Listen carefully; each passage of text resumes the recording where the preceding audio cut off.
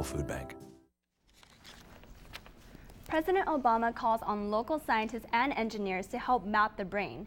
He introduced the BRAIN Initiative on Tuesday. It would provide $100 million in developing technologies to understand how the brain functions. We can identify galaxies light years away. We can study particles smaller than an atom, but we still haven't unlocked the mystery of the 3 pounds of matter that sits between our ears. Only 200 neurons can currently be recorded, but the goal is to map out at least 1 million. This may provide new treatment for Alzheimer's, Parkinson's, and brain injuries. Local research centers, UCSD, and the Salk Institute for Biological Studies are likely to receive initiative funding. After 12 years, human remains are still being found in the ruins of New York's World Trade Center. Construction workers found over 70 bone fragments under a building nearby this week. So far, over 20,000 body parts have been found throughout Ground Zero. Researchers believe at least 6,000 of these pieces are related to the 9/11 explosions. A federal judge has ruled that the U.S. government must make the most common morning after pill available over-counter for all ages. This option would replace the requirement of a prescription drug for girls 16 and under. The decision comes after a decade-long fight over who should have access to the pill. And an 18-year-old hiker who has been missing since Easter has been found alive. Kendall Jack was spotted by rescuers clinging off a rocky slope. When rescuers got to her, she was extremely dehydrated and covered in dirt from head to toe. Jack's companion, 19-year-old Nicholas Ndoya, was found on Wednesday in similar conditions. The two were hiking a popular trail in the Cleveland National Forest area when Ndoya made a 911 call to report they were lost. The search for a permanent president of City College has been discontinued. So City College will be moving forward to select an interim president.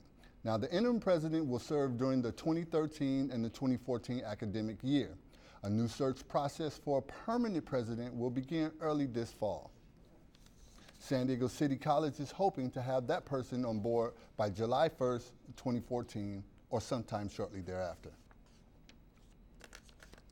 And it's been a big week in sports with the NCAA tournament kicking off with the Final Four. Here's Ryan Sturton with the latest in sports. Yes, thank you guys. It's definitely coming down to it. The men's NCAA tournament has been a classic one so far, and it's down to the Final Four.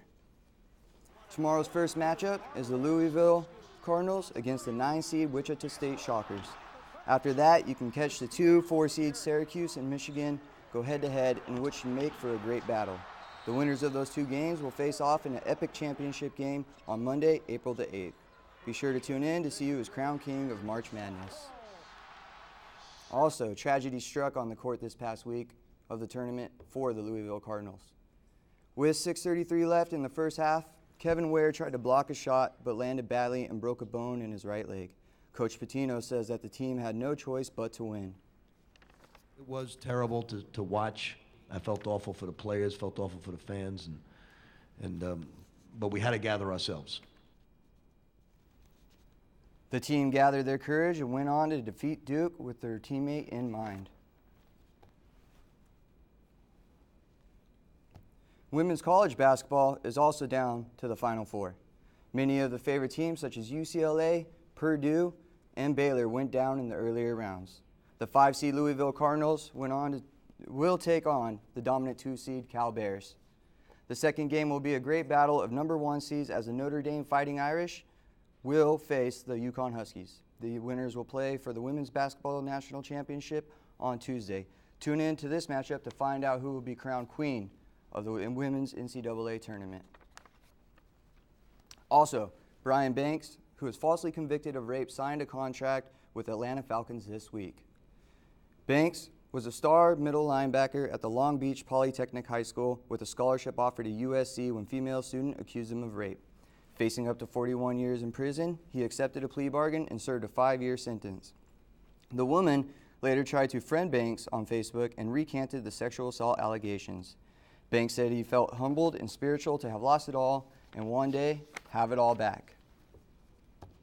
And the Padres baseball season opened April 1st against the New York Mets at Citi Field where they suffered an 11-2 loss, unfortunately. The Friars are off to a little bit of a rocky start, but let's hope to gain some momentum.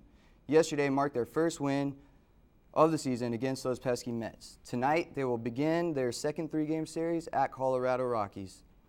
The Padres' home opener is April 9th against their division rivals, the Dodgers. This game is already sold out, so be sure to tune in to Fox Sports San Diego to catch our Padres hopefully win. Again, Bubba Watson has found a unique way to travel around the golf course. The Masters champion has teamed up with his sunglass company Oakley to create this innovative vehicle called Bubba's Hover. Not only is it extremely fun, its light tread causes less damage to the golf course. It wouldn't be a shock if Watson was spotted sliding around in this cart in the upcoming Masters tournament. I wonder if Tiger Woods would consider riding around in one of these. I know I wouldn't mind using a hover cart for my golf game, make it a little bit easier. What do you guys think? I know I don't play golf, but I wouldn't mind just taking it up and just trying out one of those things just because it looks like so much fun. Thank you, Ryan. Thank you, guys. All right. And find out how you can give love and hope to little kids with your hair. And the reactions on the sudden death of the movie man, film critic Roger Ebert.